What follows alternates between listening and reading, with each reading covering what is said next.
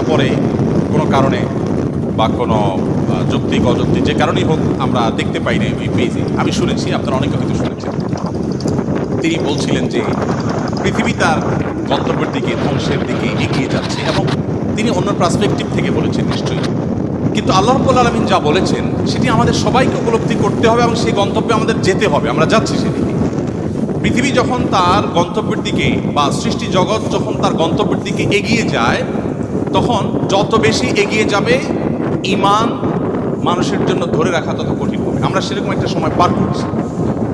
আমাদের বাপদাদারা যারা ছিলেন তাদের ঈমানের যে অবস্থা ছিল, তাদের মধ্যে সততা যে পরিমাণে ছিল, আমাদের মধ্যে সে পরিমাণ নিশ্চয়ই নাই। আমাদের পরের জেনারেশন যারা আসবে তাদের মধ্যে ঈমান ধরে রাখাটা আরও টাফ হবে, তাদের পরে যারা আসবে তাদের জন্য আরও টাফ হবে। এভাবে সহিহ মুসলিম বর্ণিত হাদিসে নবী সাল্লাল্লাহু আলাইহি ওয়াসাল্লাম বলেছেন, লা তাকুমুস সাআহ হাত্তা ইউকাল ফিল আরদি আল্লাহ আল্লাহ।